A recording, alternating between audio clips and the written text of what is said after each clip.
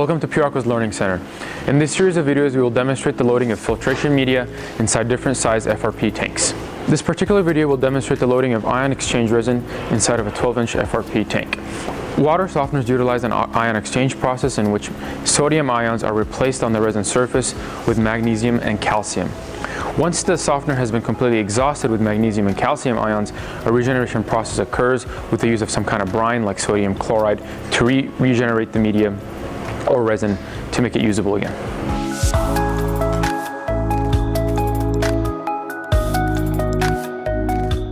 Some of the items shown here are the tools and media recommended for successful media loading. So starting from this side here, we have an empty bucket where the media in the bags can be transferred to this bucket and then dumped into the tanks. We have our funnel, scissors, masking tape, plastic pipe caps, and of course different types of media. In this case we're showing carbon and calcite, and of course the gravel underbedding.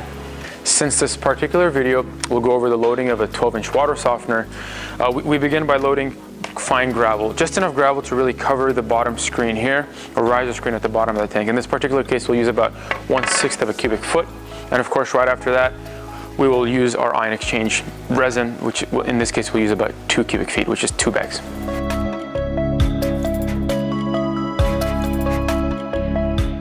So this particular demonstration involves a 12-inch media tank. Now there are many different sizes of tanks with many different types of media, of course, so it's up to design calculations and criteria to determine exactly the quantity of media needed and gravel underbedding quantity as well. Of course, here at Puraco we've done our specific and precise calculations for our specific media sizes and tanks to make sure our design and flow rates are adequate for each tank size. Most importantly is, of course, the safety of the personnel involved in loading these media filters. Now we would leave that up to local code that predetermine what kind of safety equipment or protection is needed for the personnel, such as gloves or masks.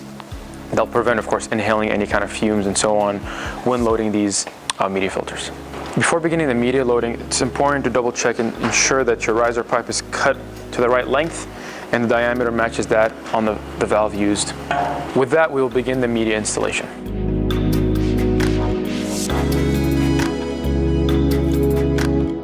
So step one of the media installation would be to ensure that your riser pipe is centered up inside of the tank, and of course the center of the pipe is covered with some kind of easy to remove plastic cap.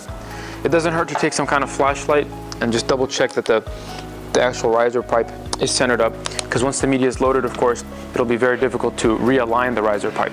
So of course, before pouring any gravel or media into the tank, you'd want to place the funnel on the top of the tank so you ensure all the media easily goes into the tank. Step two would be loading the fine gravel into the media tank. Before doing that, of course, we would recommend transferring a small amount of gravel into the bucket that we showed earlier in the video, as these tanks are slightly smaller. Of course, on larger tanks, the gravel can be poured directly into the tank, but again, since we're using less than a bag, we'd want to transfer a little bit into a bucket and then transfer that into the tank.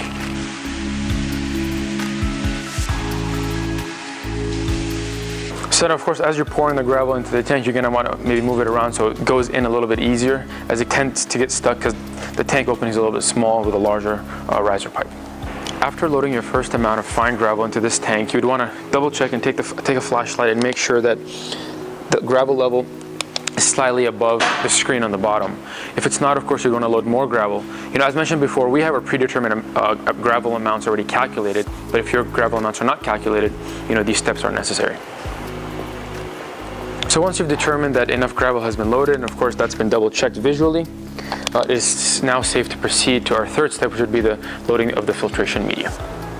Now, as mentioned before, we have predetermined media volumes or quantities that get preloaded in each diameter tank. With that even being said, it is still important to measure and ensure that you have enough freeboard and document that at the very end, which we'll show how to do.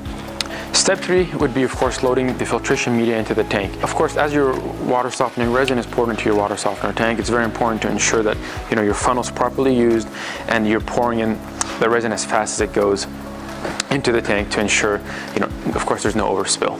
So once the right amount of resin has been loaded into your water softener, of course, you would go ahead and remove the funnel, the plastic white cap, and at this point it's important to measure your freeboard here and document that for service and maintenance purposes.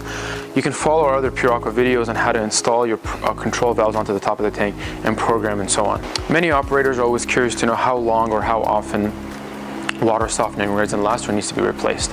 Now, we typically estimate every 3 to 5 years, depending of course on exact operating conditions. If the resin is properly regenerated and maintained with proper pretreatment, it can last upwards or even more than 5 years. Now again, certain parameters can be measured before and after your water softener, such as the water hardness, of course, and to see kind of the health of the resin and how effective your regenerations are. Of course, for the purchase of high quality NSF certified resin, our sales team can be contacted at any time, be it replacement resin or new applications that require larger or different types of water softeners. With that concludes our Pure Aqua tutorial video, and we thank you for watching.